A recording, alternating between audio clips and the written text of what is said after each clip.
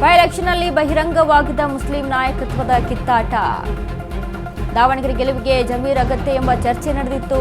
ಆದರೆ ಈ ಗೆಲುವಿನ ಮೂಲಕ ಪರ್ಯಾಯ ಮುಸ್ಲಿಂ ಪರ್ಯಾಯ ನಾಯಕತ್ವ ಜವಾಬ್ದಾರಿ ಹೊತ್ತ ರಿಜ್ವಾನ್ ಸಲೀಂ ಅಹಮದ್.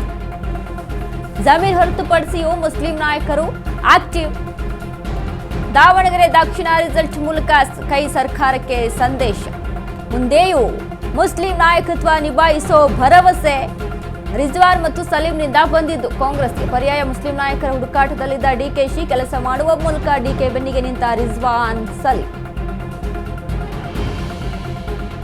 ಎಸ್, ರಿಜ್ವಾನ್ ಅವರು ಕೂಡ ಸಕ್ಸಸ್ ಆಗಿದ್ದಾರೆ ಆ ಕ್ಷೇತ್ರದಲ್ಲಿ ಗೆಲುವನ್ನು ಸಾಧಿಸೋದ್ರಲ್ಲಿ. ಯಾಕೆ ಅಂತ ಅಂದರೆ, ಒಂದು ಕಡೆ ಸಾದಿಕ್ ಪೈಲ್ವಾನ್ ಮನವೊಲಿಸಿ ಬಂಡಾಯ ಅಭ್ಯರ್ಥಿ ಸಾದಿಕ್ ಪೈಲ್ವಾನ್ ನೋಡಿ, ಅದು ನಾಮಿನೇಷನ್ ಹಿಂದಕ್ಕೆ ತೆಗೆದುಕೊಳ್ಳುವಂಥ ಡೇಟ್ ಮುಗಿದು ಹೋಗಿದ್ರು ಸಹಿತ, ದಿನಾಂಕ ಮುಗಿದು ಮುಂದೆ ಹೋದರೂ ಕೂಡ ಸಾದಿಕ್ ಪೈಲ್ವಾನ್ ಹೇಳಿದ ಯಾವುದೇ ಕಾರಣಕ್ಕೂ ನಾನು ಹಿಂದಕ್ಕೆ ಹೆಜ್ಜೆ ಇಡಲ್ಲ, ನಾನು ಗೆಲ್ಲಬೇಕು, ನಮಗೆ ಅವಕಾಶ ಮಾಡಿಕೊಡಿ ಅಂತ ಹೇಳಿದ್ವಿ, ಕೊಡಲಿಲ್ಲ, ನಾನು ಗೆಲ್ಲಬೇಕು, ಗೆಲ್ತೀನಿ ಅಂತ ಹೇಳ್ತಾರೆ. ಬಟ್ ಇದನ್ನು ನಿಭಾಯಿಸೋದ್ರಲ್ಲಿ ಸಕ್ಸಸ್ ಆಗಿದ್ದು ರಿಜ್ವಾನ್ ಹರ್ಷದ್. ಸಾದಿಕ್ ಪೈಲ್ವಾನ್ ಭೇಟಿ ಮಾಡ್ತಾರೆ. ಅಲ್ಲಿಂದ ಸಾದಿಕ್ ಪೈಲ್ವಾನ್ ಭೇಟಿ ಮಾಡಿದ ಮಾರನೇ ದಿನವೇ ಬೆಳಿಗ್ಗೆ ಅಂತ ಅಂದರೆ ಸಾಕು, ಕೃಷ್ಣ ಮನೆಯಲ್ಲಿ, ಸಿದ್ದರಾಮಯ್ಯ ಅವರ ಮನೆಯಲ್ಲಿ ಸಾದಿಕ್ ಪೈಲ್ವಾನ್ ಇರ್ತಾರೆ, ಮಾತುಕತೆಯನ್ನು ನಡೆಸ್ತಾರೆ. ಅಲ್ಲಿಂದ ಬಂದು ನಾನು ಸಮರ್ಥ ಶಾಮನೂರಿಗೆ ಸಪೋರ್ಟ್ ಮಾಡ್ತೀನಿ ಅಂತ ಹೇಳ್ತಾರೆ. ಅಲ್ಲಿ ಸಕ್ಸಸ್ ಆದರು ರಿಜ್ವಾನ್ ಹರ್ಷದ್. ಅದರ ಜೊತೆಗೆ ಸಲೀಂ ಸಹಿತ ನೋಡಿ, ಈಗ ಅಲ್ಪಸಂಖ್ಯಾತರ ವಿಚಾರಕ್ಕೆ ನಾವು ಮಾತನಾಡಿದ್ರೆ, ಅಲ್ಪಸಂಖ್ಯಾತರಿಗೆ ನಮಗೊಂದು ಮುಖಂಡ ಬೇಕು. ಅಂದರೆ ನಮ್ಮ ಮುಂದೆ ಏನು ಈಗ ಅಧಿಕಾರ ಇದೆ ಅಂತ ಅಂದಾಗ, ಅಥವಾ ಮುಂದಿನ ದಿನಗಳಲ್ಲಿ ನಮಗೆ ಅವಕಾಶವನ್ನು ಕಲ್ಪಿಸಿಕೊಡೋದಕ್ಕೆ ಒಬ್ಬ ನಾಯಕ ಬೇಕಲ್ಲ. ಜಮೀರ್ ಅಹಮದ್ ಖಾನ್ ಅದೇ ವಿಚಾರಕ್ಕೆ ಅವರು ಎತ್ತಿ ಹಿಡಿಯುವಂಥದ್ದು. ನಮ್ದೇನೋ ಕಷ್ಟ ಇದೆ ಅಥವಾ ನಮಗೇನೋ ಅವಶ್ಯಕತೆ ಇದೆ, ನಮ್ಮ ಸಮುದಾಯ ಈ ರೀತಿಯಾಗಿ ಆಗಬೇಕು ಅಂತಂದಾಗ ನಾವು ಹೋಗಿ ಜಮೀರ್ ಅಹಮದ್ ಖಾನ್ ಹತ್ರ ಮನವಿ ಇಡ್ತೀವಿ. ಅಲ್ಲಿಂದ ಅದು ಹೈಕಮಾಂಡ್ಗೆ ಹೋಗುತ್ತೆ, ಅಲ್ಲಿಂದ ಅದು CM DCM ಹತ್ರ ಚರ್ಚೆ ಆಗುತ್ತೆ ಅನ್ನುವಂಥದ್ದು. ಈಗ ಆ ಜಾಗದಲ್ಲಿ ಕಾಣಿಸ್ತಾ ಇರುವಂಥದ್ದು ರಿಜ್ವಾನ್ ಹರ್ಷದ್ ಮತ್ತು ಸಲೀಂ.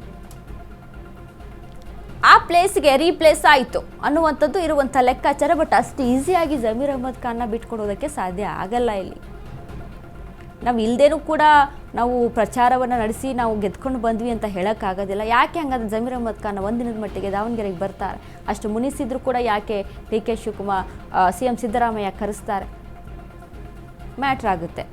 ಸೊ ಹಾಗಾಗಿ ಇಲ್ಲಿ ಸಲೀಂ ಮತ್ತು ರಿಜ್ವಾನ್ ವಿಚಾರಕ್ಕೆ ಸಂಬಂಧಪಟ್ಟಂತೆ ಇದು ಕೂಡ ಒಂದು ಪ್ಲಸ್ಸು ಕಾಂಗ್ರೆಸ್ಗೆ. DK ಶಿವಕುಮಾರ್ ಪರ್ಯಾಯ ಮಾರ್ಗವನ್ನು ಹುಡುಕಿದ್ರು, ಅಜರುದ್ದೀನನ್ನು ಕರೆಸಿ ಕೂಡ ಪ್ರಚಾರ ಮಾಡಿಸ್ತಾರೆ, ಸ್ಟಾರ್ ಪ್ರಚಾರ, ಅದು ಕೂಡ ಮ್ಯಾಟ್ರ್ ಆಯಿತು. ಬಟ್ ಇಲ್ಲಿ ಡಿವೈಡ್ ಆಗಿಲ್ಲ ಅಂತ ಹೇಳೋಕ್ಕಾಗಲ್ಲ. SDPIಗೆ ಡಿವೈಡ್ ಆಗಿದೆ, 18,500 ಅಲ್ಲಿ ಮತ ಬಂದಿರುವಂಥದ್ದು, ಅಲ್ಲಿ ಡಿವೈಡ್ ಕೂಡ ಆಗಿರುವುದು ಉಂಟು. ಈ ಬಗ್ಗೆ ಹೆಚ್ಚಿನ ಮಾಹಿತಿಯನ್ನು ಕೊಡ್ತಾರೆ ನಮ್ಮ ಪ್ರತಿನಿಧಿ ದೀಪಾ. ದೀಪಾ, ಇದೀಗ ಒಂದು ಕಡೆ ದಾವಣಗೆರೆ ದಂಗಲ್ ಯಾವ ಮಟ್ಟಕ್ಕೆ ಇತ್ತು ಅಂತ ಗಮನಿಸಿದ್ವಿ, ಆದರೂ ಕೂಡ ಕಾಂಗ್ರೆಸ್ ತನ್ನ ಅಧಿಕಾರವನ್ನು ಹಿಡಿದುಕೊಳ್ತು. ಬಟ್ ಇಲ್ಲಿ DK ಶಿವಕುಮಾರ್ ಒಂದು ಪರ್ಯಾಯ ಮಾರ್ಗವನ್ನು ಹುಡುಕೊಂಡ್ರು ಇಲ್ಲಿ ಅಧಿಕಾರಕ್ಕೆ ಬರೋದಕ್ಕೆ ಅಂತ ಹೇಳಿ. ಅಲ್ಲಿ ರಿಜ್ವಾನ್ ಮತ್ತು ಸಲೀಂ ಅವರ ಹೆಸರು ಕೇಳಿ ಬರ್ತಾ ಇದೆ. ಇಲ್ಲಿ ಜಮೀರ್ ಅಹಮದ್ ಖಾನ್ ಸೈಡ್ಲೈನ್ ಆದರೂ ಕೂಡ ತೊಂದರೆ ಇಲ್ಲ ಅನ್ನುವಂಥದ್ದನ್ನ ತೋರಿಸ್ಕೊಡ್ತಾ ಇದೆಯಾ ಅಂತ. ವನಿತಾ, ಕರ್ನಾಟಕ ರಾಜ್ಯದಲ್ಲಿ ಅದರಲ್ಲೂ ಕಾಂಗ್ರೆಸ್ನಲ್ಲಿ ಒಂದಿಷ್ಟು ವಿಚಾರಗಳು ಆಗಾಗ ಮುನ್ನೆಲೆಗೆ ಬರುತ್ತೆ. ಇದೀಗ DK ಶಿವಕುಮಾರ್ ಅವರ ಈ ತಂತ್ರಗಾರಿಕೆ ಕೂಡ ಒಂದು. ಅಂದ್ರೆ ಜಮೀರ್ ಅಹಮದ್ ಅವರು ಯಾವಾಗ ಸಿದ್ದರಾಮಯ್ಯ ಆಪ್ತರಾದ್ರು, ಪದೇ 5 ವರ್ಷ ಅವರೇ ಇರ್ತಾರೆ ಅನ್ನುವಂತಹದನ್ನು ಪುನರುಚ್ಚಾರ ಮಾಡಿದ್ರು. ಅದನ್ನ ಹೇಗಾದ್ರೂ ಮಾಡಿ ತಡಿಬೇಕು ಅನ್ನುವಂತ ನಿಟ್ಟಿನಲ್ಲಿ ಒಂದಿಷ್ಟು ತಂತ್ರಗಾರಿಕೆಯನ್ನ ಮಾಡಿದ್ರು. ಅಂದ್ರೆ ದಾವಣಗೆರೆ ದಕ್ಷಿಣ ಉಪಚುನಾವಣೆಗೆ ಅವರು ಬರಲಿಲ್ಲ ಅನ್ನುವಂಥದ್ದು ಇಟ್ಕೊಂಡು ಒಂದಿಷ್ಟು ತಂತ್ರಗಾರಿಕೆಯನ್ನ ಮುಂದುವರಿಸಿದ್ರು. ಆದ್ರೆ ಆ ತಂತ್ರಗಾರಿಕೆಯಲ್ಲಿ ಅವರು ಸಕ್ಸಸ್ ಆಗ್ಲಿಲ್ಲ.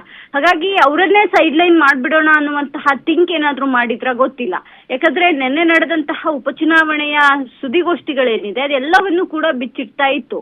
ಜಮೀರ್ ಅಹಮದ್ ಇಲ್ಲದೆಯೂ ಕೂಡ ಆ ಸುದ್ದಿಗೋಷ್ಠಿಗಳನ್ನ ಮಾಡಿದಂತಹದ್ದು. ಆ ಸುದ್ದಿಗೋಷ್ಠಿಗಳಲ್ಲಿ ಅಕ್ಕಪಕ್ಕದಲ್ಲಿ ರಿಜ್ವಾನ್ ಮತ್ತೆ ಸಲೀಂ ಅವರನ್ನ ಕೂರಿಸ್ಕೊಂಡಿದ್ದೆಲ್ಲವೂ ಕೂಡ ಒಂದು ಸ್ಪಷ್ಟತೆಯನ್ನ ನೀಡ್ತಾ ಇದ್ದಿದ್ದು, ದಾವಣಗೆರೆ ದಕ್ಷಿಣ ಉಪಚುನಾವಣೆಯ ಬಳಿಕ ಪರ್ಯಾಯ ಮುಸ್ಲಿಂ ನಾಯಕತ್ವವನ್ನ ಮಾಡ್ತೇವೆ ಪರ್ಯಾಯ ಮುಸ್ಲಿಂ ನಾಯಕತ್ವ ಹೊರಹೊಮ್ಮಿದೆ ಅನ್ನುವಂತಹದನ್ನ ತೋರ್ಪಡಿಸಿದಂಗಿತ್ತು. ಯಾಕಂದ್ರೆ ಜಮೀರ್ ಅಹಮದ್ ಬದಲಾಗಿ ಸಲೀಂ ಅಹಮದ್ ಮತ್ತೆ ನಜೀರ್ ರಿಜ್ವಾನ್ ಅರ್ಷದ್ ಅವರಿಬ್ರು ಕೂಡ ದೊಡ್ಡ ಮಟ್ಟಿನಲ್ಲಿ ದಾವಣಗೆರೆ ದಕ್ಷಿಣವನ್ನ ಗೆಲ್ಲಿಸ್ಬೇಕು ಅನ್ನುವಂತ ನಿಟ್ಟಿನಲ್ಲಿ ಕ್ರಮ ವಹಿಸಿದ್ದು, ಅಲ್ಲೇ ಹೋಗಿ ಇದ್ದಿದ್ದು ಕೂಡ ಇದೆ. ಹಾಗಾಗಿ ಉಪಚುನಾವಣೆ ಗೆಲುವಿನ ಬಳಿಕ ಪರ್ಯಾಯ ಮುಸ್ಲಿಂ ನಾಯಕರು ಅನ್ನುವಂತಹದನ್ನ ತೋರ್ಪಡಿಸಿದ್ದು ಕೂಡ ಇದೇ ಕಾರಣಕ್ಕೆ ಅನ್ನುವಂತಹದಂತೂ ಕನ್ಫರ್ಮ್. ಅಂದ್ರೆ ಜಮೀರ್ ಇಲ್ಲದೆ ಇದ್ರೂ ಕೂಡ ಕಾಂಗ್ರೆಸ್ನಲ್ಲಿ ಪರ್ಯಾಯ ನಾಯಕತ್ವ ಅಥವಾ ಗೆಲುವು ಸಾಧ್ಯ ಅನ್ನುವಂತಹದನ್ನ ತೋರಿಸಿದಂಗಿತ್ತು ಅನ್ನೋದಕ್ಕೆ ನೆನ್ನೆಯ ಸುದ್ದಿಗೋಷ್ಠಿ ಜೊತೆಗೆ ದಾವಣಗೆರೆ ದಕ್ಷಿಣದ ಗೆಲುವು ಕೂಡ ಕಾರಣ ಅಂದ್ರೆ ತಪ್ಪಾಗ್ಲಿಕ್ಕಿಲ್ಲ ವನಿತಾ. ಓಕೆ, ಥ್ಯಾಂಕ್ ಯು ದೀಪಾ ನಿಮ್ಮೆಲ್ಲ ಅಪ್ಡೇಟ್ಸ್ಗೆ.